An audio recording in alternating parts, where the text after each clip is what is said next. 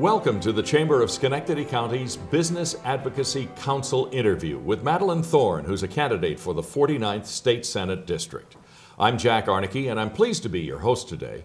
The Chamber's Business Advocacy Council is bipartisan and issue-focused. Today, we'll be talking about issues that affect businesses in Schenectady County and around the Capital Region. Madelyn, thank you very much for joining us. Thank you, Jack. Thank you for having me today.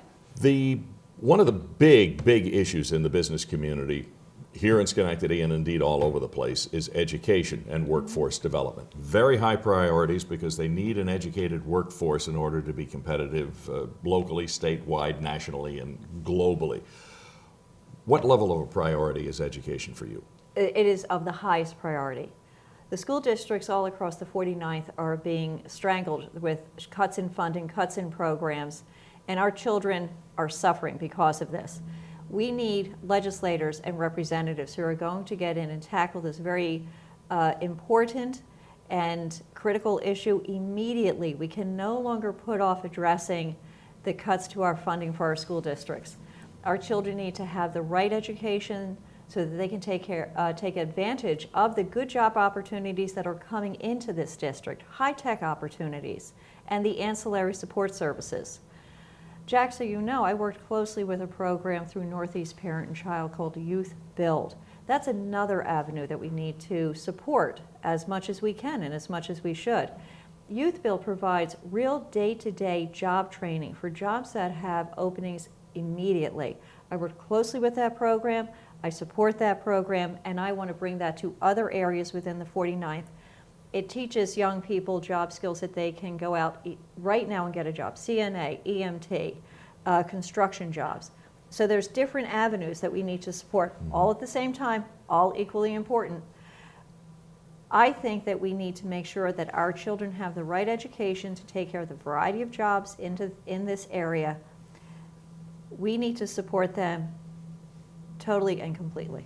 What would be your first priority if you're elected and you walk in early next January? What would be your first educational priority? Straighten out the gap funding. It's strangling our school systems.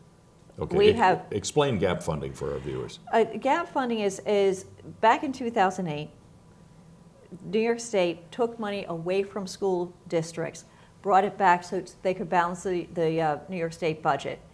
That funding has never been reinstated into our systems. So every school system is working with huge cuts to programs. We need to make our school systems whole again. When you have school districts such as Schenectady getting 54% of the determined amount of money to have a successful outcome, that's unacceptable. And it's been sitting that way for far too long. We need to get legislators back to Albany, restore that funding. The state needs to meet its obligation to our students.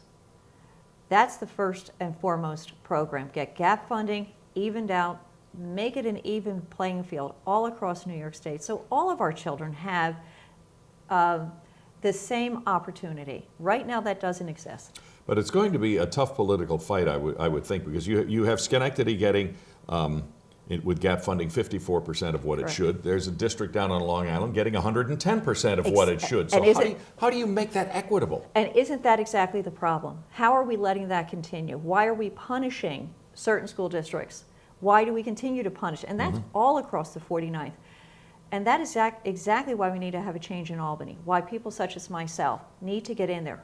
Fresh eyes on this problem, fresh energy on these problems, an enthusiasm for these problems. I want to make this system work. I have children, I have grandchildren. I need to make this work. This is our future. So it is the matter of having common sense and the willpower to address these challenging issues, but it's going to take negotiation, compromise, discussion. What we cannot do is continue this avoidance of the issue. That's not acceptable. To just ignore it and pretend something magical is going to happen and our children will have a fair shot. That is where I come into play and I say, no, that's not right. Let me get to work on this. That is why I'm doing this. Money is one aspect of things. The actual education is another aspect of things. You have, 41% of Schenectady high school kids don't graduate in 4 years. The average is 15% of students not graduating within 4 years. You have Yes. something above 40% of high school graduates who need remedial education to get into a college. That's correct. That system, the education system as it sits now, according to those statistics, doesn't seem to be working all that well. How do you improve that? Well, we're going to look at Common Core. We're going to take a look at Common Core. Common Core is a set of standards that's going to raise the standards, the expectations of our students.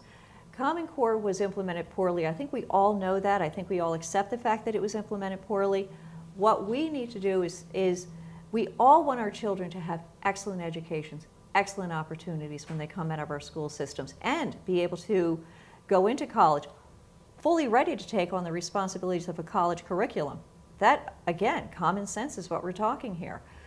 Common Core is one of the methods to get there. Again, as I said, implemented poorly, so let's, rather than throw it out, let's correct it. Let's get teachers, parents, administrators, get everybody in the room. What went wrong here? Common Core is a proven standard so that everybody across the country now has the same curriculum. So children can move from school district to state, and they're not starting at ground zero. That was the whole idea of Common Core.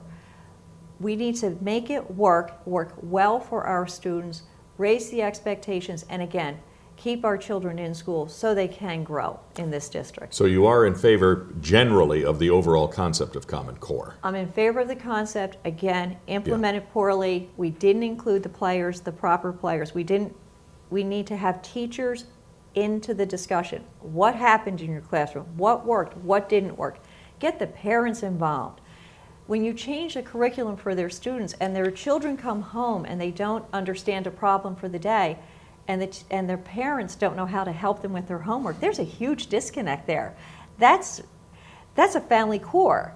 And we need to keep parents informed. What are we teaching their children? How are we teaching their children? But we also have to accept the fact that the way that you were taught and I was taught, Jack, it doesn't work anymore. Technology, the nanotech, the way the world is going is very different. So we are going to have different methods of thinking through problems. And that's another program that we want to get for our children. Make sure they can take on these incredible challenges and the new technologies that are coming our way. My last question about education, what about all the testing that's involved? Is there too much? Is there something that you as a legislator could do about that? There is something I can do as a legislator, and yes, I should answer the first question first. There is too much testing. We're experimenting with children and forming what they call the baseline. Back off on the testing. How can you enjoy your day in school if it's test? School should be, of course, excellence in education, but we need to keep our children engaged in the process. And if it becomes just this testing so the day is unpleasant, how are they going to learn? As a legislator, again, I get in the room with Commissioner King, with parents, with teachers, with administrators, and say, how do we make this program work in a more common sense, practical program so our children stay engaged, parents feel like they're part of the process.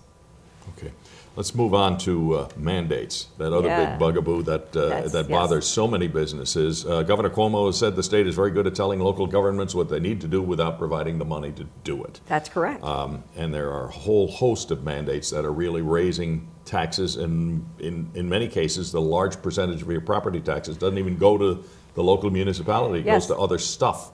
How are you going to deal with that? What's your thought? Well, first off, we get to the state and we say, and when I am in the state, I'm part of the solution. I say, we don't impose programs onto our counties and our cities without providing that funding. Let's make it simple. If the state determines that a county or city must provide a service or must provide a program, then it's up to the state to provide the funding to do so. And of course, I think most of us know Medicaid is the big one. Medicaid is the big one. It can be anywhere from 62 cents to as much as 83 cents if every single dollar collected by a county is eaten up by Medicaid before they've plowed a road, before they've paid a police officer, before they've paid for their sheriff, whatever.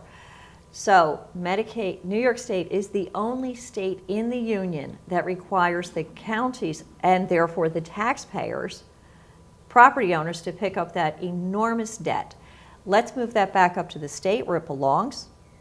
And the only way that happens is by getting in there, having people that are willing to fight for that. And I am willing to fight for that. But wouldn't that take my state income taxes and shoot them way high if it controls my property taxes? It will affect, but it's not. It's a different financial basis. It's a regressive tax, so it will not hurt the property owners to the extent that a state income tax does. So, and also, the way Medicaid works, it's imposed on only property owners. State income tax is paid by everybody. okay. How close do you tie mandates and things like that with education? Is there a relationship? There is a relationship. Many of us pay our school taxes along with our property tax bill. It feels where it's going through an escrow account or whatever. Mm-hmm. And it keeps funding that should be available for other purposes is tied up in Medicaid. So if you relieve that onerous tax burden, that funding is going to become available into educational systems. We're going to be able to shift some funding, shift some finances around. Okay. And my final question, and we have just about 3 minutes left to do this. If you're elected, what is your top priority in the legislative agenda of all the stuff that you have to deal with? And we've only dealt with a couple of them here, but overall, yes, there's a lot to do. You walk in the door, what's the first thing you're going to sit there and want to tackle? I want to tackle education. Education is our future. That is your highest priority. That is my highest priority. That is our future. That's who we are. How we treat our young people, the education we provide to our young people, that's who we are as a country. That creates our future. If we don't have a well-educated workforce, we don't have much of a future. But let me be clear, I also will fight for the Women's Equality Act. I want to get our minimum wage so that people that are working full-time do not, in fact, qualify for food stamps. I find that premise ridiculous, and that needs to be corrected. There's an awful lot of work to do, Jack. There's an enormous amount of work to do. We need fresh eyes, fresh vision, and very practical, common sense approaches to our problem. That's what I bring to the table. That's what I want to do. Okay. And that's what I'm asking the voters to support me with. All right. Thank you very much, Madelyn Thorne, the candidate for the 49th State Senate District. I really appreciate you taking the time to talk with us today and to share your thoughts and ideas on issues facing us in Schenectady and the Capital Region. To see interviews with candidates for the New York State 46th and 49th District, 110th, 111th, and 112th State Assembly Districts, and New York's 20th Congressional District, please visit www.schenectadychamber.org. And please remember to vote on Election Day, Tuesday, November 4th.